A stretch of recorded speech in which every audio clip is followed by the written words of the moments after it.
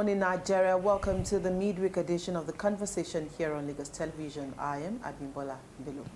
Good morning, everyone. Welcome to the show. I am Ajibola Ojeshola. Somebody is lonely at the top. Is lonely at the top. Are you talking to me? No, not you. Are you lonely? No, I'm not. Now, I have you. You're here. No, you have us. Yes, yes. Okay. Although I miss Adebimpe, but, the show must go on. I am Joy Olu. Welcome to The Conversation. The missing is just starting. Today is just day It's one. a long week. All right, we promise us to be quite an exciting show today, and with the conversations we'll be having on the program today. Let's take our news point, and Ajibola, let's start with you.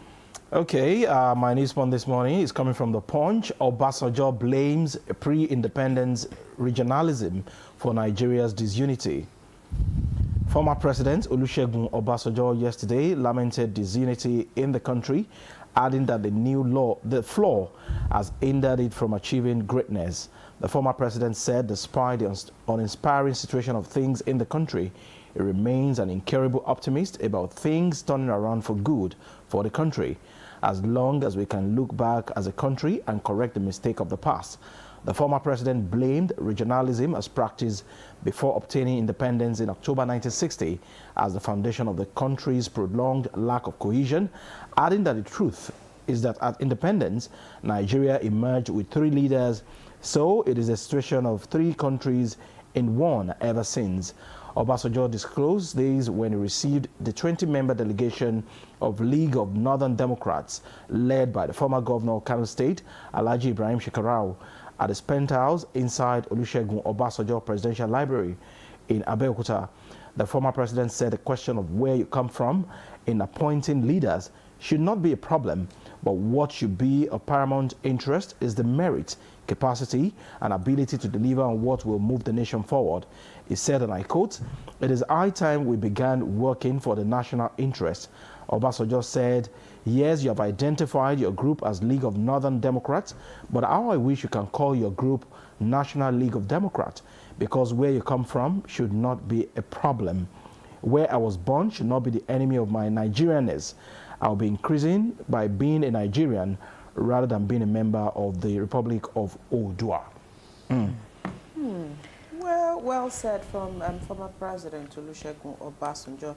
But and I'm sure that you all agree that all of the things they pointed out didn't start today, and I'm not sure it will end anytime soon, because we are so divided on ethnic, more on ethnic group, more on the region that you come from in Nigeria, and it's a big issue. I do hope that we can go back to the era where capacity, your your personality, your individualism will work rather than where you come from or what part of Nigeria you are from. And until we rise above this challenge, we'll continue to go around in circle and we'll continue to have issues. And I'm just going to link this with what Dr. Ganiu said yesterday, where he talked about the fact that we need to build institutions.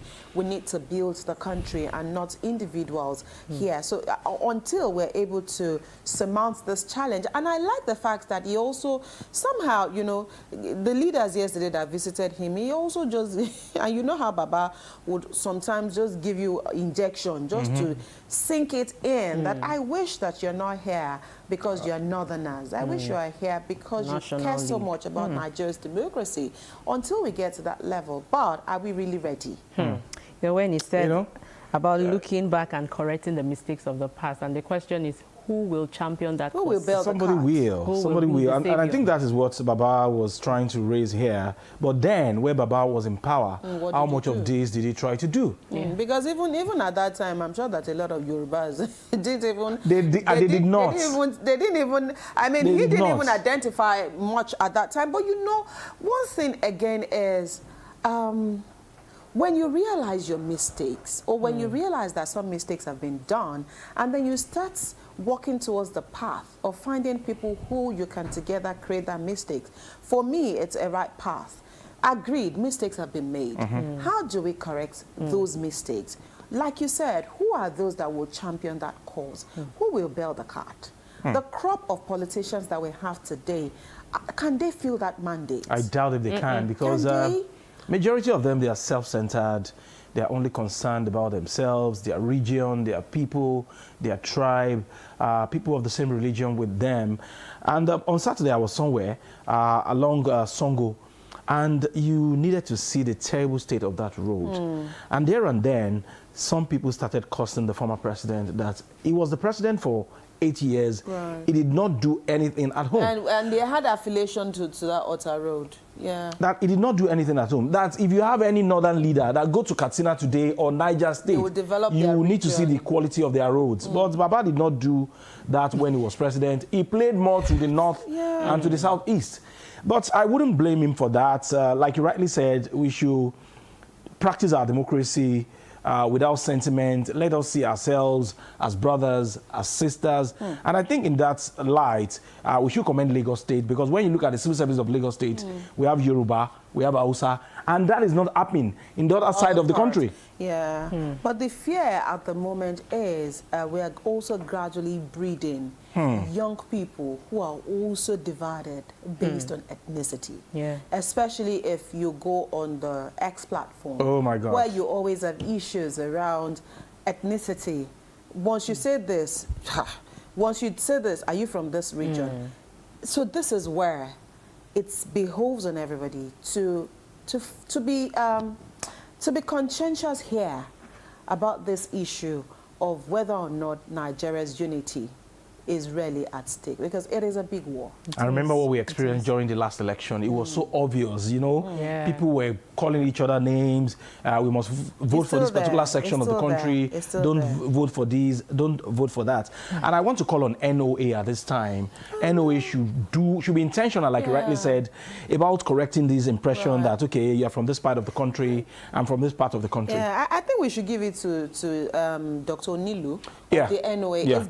It's coming I'm beginning up. to see some things. Yes, NOA is coming up, and they're beginning to again live up to that name. We do hope that, you know, he'll be supported, and much of the things that the NOA was known for will come back to fruition. Let's take the second story this morning. Buy petrol 1,000 naira per litre, or CNG at 200 naira, Tinubu tells Nigerians. And the story says, President Bola Tinubu says Nigerian motorists can now purchase a litre of premium motor spirit, also known as petrol, at 1,000 naira per litre. The president also noted that the equivalent of a litre of petrol, which is a standard cubic meter of compressed natural gas, can be had for 200 naira.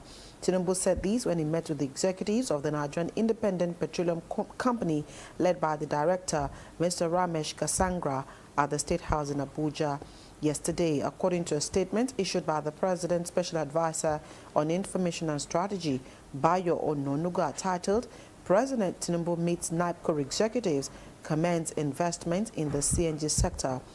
Now, this is a quote. Nigeria's motorists can buy petrol at 1,000 naira per litre, or equivalent gas per standard cubic meter at 200 naira. We have also introduced incentives for commercial motorists to convert from petrol to gas free of cost, Tinubu said, end of quote.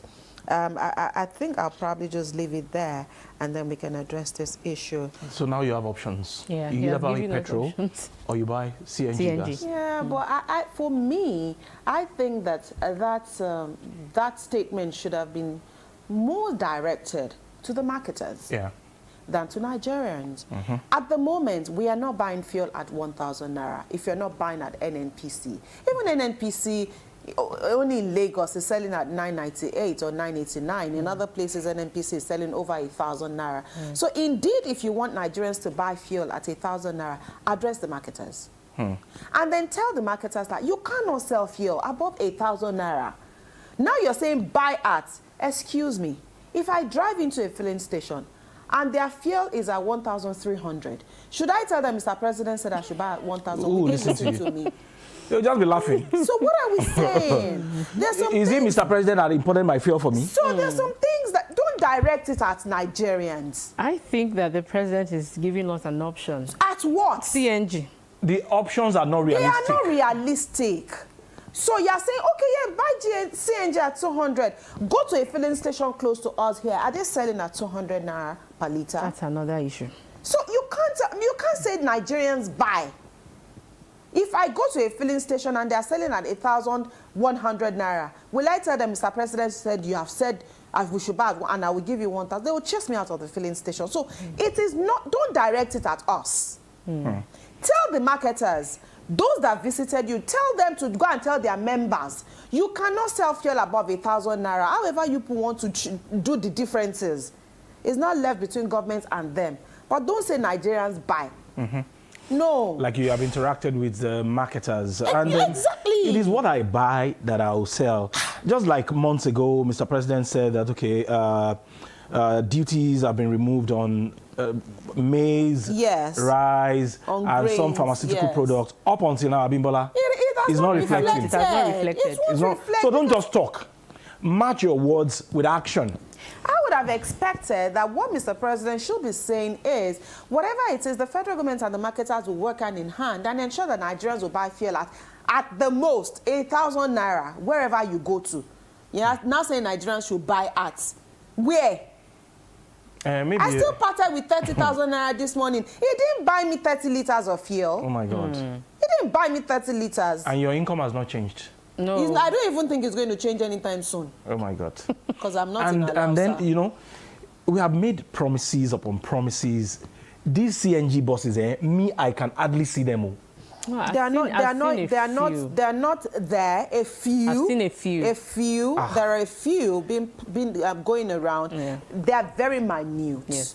They are very minute. We just hope that, you know, the president, the presidential team handling the CNG buses will do more and push more of these buses out. State governors are also supposed to be part of this project. Let us see more. State governors, just forget them. We'll continue to call them out. Let us also see them push out more of these buses. That way, people can heave a sigh of relief. We are hopeful, Sha. Joy, let's take your story. Lagos honors 361 workers for dedication to service. The Lagos State government on Tuesday honored 361 public servants with long service merit awards for their dedication and selfless contributions to the state. The awardees, who had served for 30 years or more, comprised 128 men and 233 women. During the public lecture and long service merit award ceremony held in Alausa Ikeja, the head of service, Bode Aguru, acknowledged the significant role the awardees played in promoting inclusive development. He said key principles such as equity, participation, accessibility, empowerment, social cohesion, and sustainability guided the state's effort in fostering economic and social progress for all members of society. He noted that the honored public servants had contributed to various sectors like education, infrastructure, social protection, gender equality, healthcare access, technology, job creation, and environmental sustainability. This set of awardees has served Lagos State, this is quoting the head of service, with unwavering dedication, loyalty, diligence, and resilience for over 30 years, making them worthy of this recognition. This is a good one. Yeah. Motivation, Abi. Motivation to somebody who is living after, who will soon be retiring. But you know, this is part of tradition in Lagos. Usually it is done during the Public Service Week celebration, where a lot of activities are done to commemorate, and the Long Service Merit Award is also one. And you know, it shows, like you said, motivation or whatever. If you've spent 30 years or over 30 years in a place, Abba, you will now be like the lizard. If they don't praise you, you I will praise myself. and then you just do your neck like this. Because whether you like it or not everybody can be recognized. And you know, if you look at the fact that 30 years in service, along the line, you know, the battles, the ups and downs, and finally you should be retiring, if not age or years in service. One thing will catch up with you. And you know, again, I'm just saying that sometimes one does not really need to wait for 30 years before you're recognized for serving well. For serving well. But I mean, congratulations to the 361 officers who have been recognized by the state. And we also commend the Lagos State government for always recognizing the efforts of public servants in the state. And another area where I would like to commend the Lagos State government is the fact that once people are retired, they get their entitlements on time. Mainstream now. Mainstream. Emphasis on that. Okay. Somebody just threw shade. Bam. Okay, it entered. We'll cut across. Okay. Let's treat everybody equally. We're all equal. Let's quickly head to the X platform this morning and take a look at one of the many stories trending. And of course, this yesterday blew the platform, and up until this morning, a lot of people were still commenting on the fact that this senator, Farouk Lawan, after spending 5 years behind bars, was finally released from the Kuje prisons yesterday. I'm sure that those who remember Senator Farouk Lawan will remember that his case, that his particular bribery allegation case, it was of course a case that was juicy at that time. It was him and Femi Otedola at that time. And if you knew Senator Farouk Lawan and the way he speaks, it was very vocal. He was very vocal, and he had a tiny voice. You wonder that even his height is tiny. You're very tiny. At that time, everybody didn't believe that Senator Farouk Lawan, could be enmeshed in that particular situation. But hey, after 5 years, he's done his jail term. Is he an ex-convict? He's an ex-convict. Once you go and come back, you're an I hope any presidential pardon will not come. Well, then, the funniest part of the story for me then was the fact that why would anybody want to stuff $500,000 inside your cap? In the cap. The cap had the way that he was always putting it at that time. It was a very interesting scenario at that particular point in time. But hey, the ex-lawmaker was convicted in 2021, and of course, allegation of $500,000 dollars. Well, he's out. Let's see what Senator Lawan will do with himself. Go and say no more. That is out. Are you saying that there will be a pardon? People are already insinuating. That might be, and if there's a pardon, he could contest again. Yes, now. And similar thing happened somewhere in Kano as well. Something similar to that of Farouk Lawan. Is still in court anyway. So we'll see how things pan out at the end of the day. And I hope this will serve as lessons to members of the National Assembly to live above board. And this was when EFCC was EFCC. When EFCC was EFCC is still EFCC now. Okay. We have a pastor in charge now. Okay. All right. We hope we will get more prosecution. Okay. Okay. We need to take a quick break. When we return, we'll quickly gloss over our column for today.